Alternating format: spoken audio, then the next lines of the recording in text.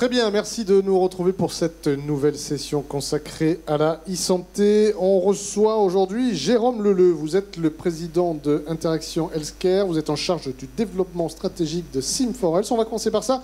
On va détailler ensuite. Il y a plusieurs activités. Sim4Health, tout simplement, pour commencer, qu'est-ce que c'est ? Bien, bonjour. Sim4Health, en fait, on est un éditeur qui est spécialisé dans la simulation numérique en santé. En fait, notre métier, c'est de recréer virtuellement les univers, les environnements qu'on peut connaître à l'hôpital ou à la médecine de ville ou dans les soins infirmiers.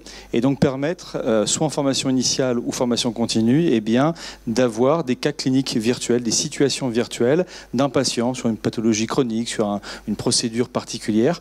Et donc, à ce jour, Sim4Health a formé depuis maintenant 4 ans, plus de 30 000 professionnels de santé dans le monde grâce à ces solutions. Votre cible, c'est ça, hein, étudiants, docteurs, professionnels de santé? C'est l'ensemble des professionnels de santé, ouais. Puisque souvent on peut dire c'est de la formation, donc c'est en formation initiale. On se rend compte qu'en fait, notamment, on se développe beaucoup à l'étranger et que de continuer à se former tout au long de son parcours est important. Donc, bien sûr, les écoles, par exemple, de soins infirmiers, les facultés de médecine, les organismes de formation en formation initiale, mais aussi ces fameux organismes de formation privés qui nous sollicitent pour continuer à former des professionnels qui sont en activité. Quelque chose à voir sur Sim4Health, ça, on a le... La petite vidéo, de présentation. Regardez ça. C'est lancé. Allez-y. Alors, voilà, donc si on peut peut-être baisser juste un peu le son. Donc ça vous donne de manière peut-être un peu plus visuelle le positionnement de Sim4Health. Et c'est vrai que c'est une nouvelle vision, une nouvelle approche en fait de la formation. Alors, point important, c'est que quand on parle de simulation, l'aspect collaboratif, immersif bien évidemment, mais c'est une démarche qui est complémentaire. C'est-à-dire que pour nous, le numérique est une dimension qui vient compléter une formation présentielle dans un amphithéâtre, dans une rencontre. Et donc pour cela, nous on a des acteurs du médical, de la technologie, mais aussi de la pédagogie. Donc ça c'est important. Donc aujourd'hui, l'ensemble de la société, c'est près de 55 personnes. Et on est vraiment à l'écoute des professionnels de santé. C'est eux qui nous donnent les expressions en termes de besoins pédagogiques, mais également de situations qu'ils doivent vivre pour pouvoir diffuser ces différents cas. Vous voyez, par exemple, là vous avez le cas d'Esprimed qui est dans la radioprotection. On va former pour pouvoir permettre d'avoir une meilleure protection des professionnels de santé, mais in fine, et ça c'est un point important, le patient, puisque c'est jamais la première fois sur le patient. Et alors, donc vous l'avez souligné, mais ça c'est très important, effectivement, on va le développer tout à l'heure avec la réalité virtuelle, mais la réalité n'est pas virtuelle, c'est ce que vous disiez, effectivement, il y a de l'humain, il y a de l'échange, et il y a aussi de la réalité virtuelle, mais...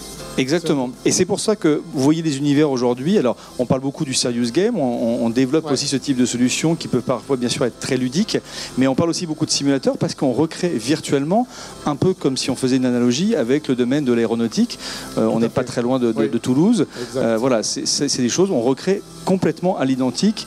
On va vous montrer un cas que nous avons fait avec Stanford. C'est virtuel, mais si vous allez à Stanford dans le bloc opératoire, c'est exactement la même chose qu'on a recréé virtuellement. Et bien, cet univers. Alors, on va le voir. Donc, cette présentation de Sim4Health se termine. Maintenant, on va s'intéresser à la plateforme MedicActive. Alors là, on est toujours dans de la formation. Et là où c'est intéressant, et Sim pour simulation, effectivement, c'est de la simulation numérique dédiée à la formation. Expliquez-nous. Alors, MedicActive, en fait, c'est notre plateforme de diffusion de ces cas cliniques, de ces simulateurs. Parce qu'on estime que ce type de contenu pédagogique et de formation doit se diffuser au plus grand nombre pour pouvoir, d'une part, permettre un accès simple, comme une sorte un peu de iTunes ou de Netflix, où je vais consulter différents cas. Donc ça, c'est le premier usage. Le deuxième, ça permet également de mutualiser les coûts de développement parce que clairement, lorsque j'ai un cas clinique, on le fait par exemple pour des universités aujourd'hui ou des centres de simulation qui ont créé des cas avec nous et qui vont les diffuser et les revendre également à d'autres établissements. Et donc ça, pour nous, c'est un élément essentiel parce que la simulation numérique, eh bien, ça permet de mutualiser ce type de cas. Et puis, vous avez également la création des cas cliniques, comme vous le voyez à l'écran, où là, on a fait un outil auteur. Parce que vous avez dit quelque chose de très juste, c'est on part des besoins de la réalité. Et bien nous on pense que les acteurs de soins, donc ceux qui sont des enseignants, ceux qui sont des cliniciens, eh bien ils ont une compétence pédagogique, une compétence médicale, médico-sociale, paramédicale, et c'est eux qui vont créer les cas. Et donc on a développé un outil auteur Vous allez sur Medicactive, vous créez votre compte et vous pouvez créer en prenant des avatars qui sont prédéfinis, également des décors. Donc on supprime la barrière technologique, vous n'avez pas besoin d'être un ingénieur en informatique pour pouvoir le faire. Ça c'est le premier point. Le deuxième, c'est la barrière financière, puisque la création du cas est gratuite. Par contre, c'est la diffusion par la suite en disant si j'ai créé ce cas moi-même, donc il y a beaucoup de satisfaction des professionnels de mettre en scène virtuellement ce qu'ils ont pu créer. Et puis ensuite, c'est le diffuser. Et donc là, c'est des abonnements, voire la revente, puisque c'est un nouveau modèle économique. Donc vous créez les briques de Lego et moi, professionnel de santé, je fais mon avion, ma maison. C'est une parfaite reformulation. Alors, il y a quelque chose qui m'a beaucoup plu, parce que finalement, la finalité de tout ça, c'est une phrase qu'on trouve sur votre site, c'est « jamais la première fois sur le patient ». Donc c'est ça l'idée en fait. Donc avant d'aller sur le patient, je vais... Et alors, on va le voir, mais quand on parle de réalité virtuelle, on est vraiment dans de la réalité virtuelle avec de la manipulation, avec un casque 3D. Expliquez-nous ça. Alors, cette phrase, en fait, elle émane de... Je la rappelle, jamais la première fois sur le patient. Oui, c'est une phrase qui est vraiment utilisée par les acteurs de la simulation, des centres de simulation.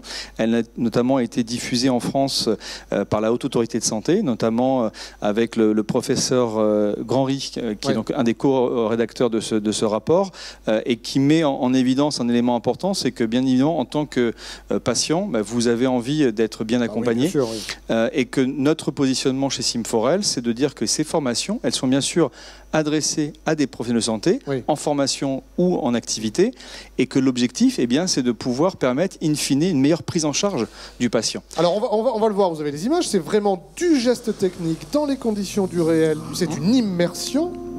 Mais le patient risque rien, parce qu'il est virtuel. Exactement. Donc là, l'exemple qui est diffusé sur Medicactive, que nous avons fait avec Stanford Medicine, puisque en début d'année au CES de Las Vegas, donc la grande messe de la technologie, on a remporté le prix de l'innovation parmi les 4 acteurs internationaux, à côté des gens comme Philips ou Fitbit. Et donc Sim4Health a remporté ce prix pour l'innovation en termes de formation dans la réalité. Là, Jérôme, on est dans un bloc.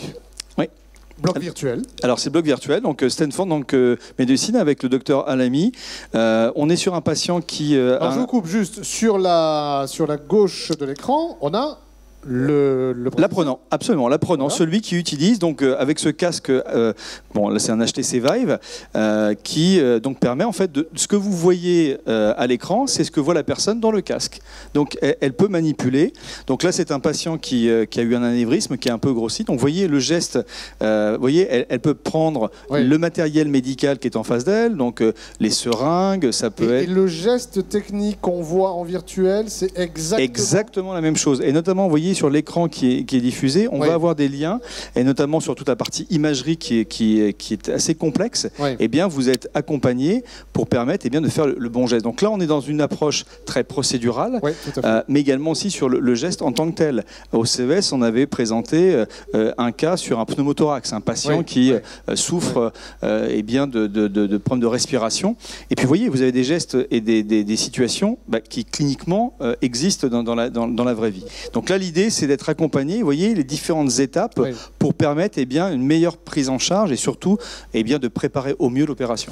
Plateforme Medicactive, Sim4Health. Jérôme, où est-ce qu'on peut retrouver toutes vos informations? www.sim4health.com, et puis je vous invite également à aller sur Medicactive, puisque jusqu'en septembre 2017, donc après l'été, fin septembre, on ouvre complètement la plateforme Medicactive et les cas sont gratuits, donc vous pouvez les télécharger. Super. Le but, c'est de pouvoir le partager et de créer vos propres cas et les diffuser par la suite. Jérôme Leleu, merci beaucoup. Merci à vous.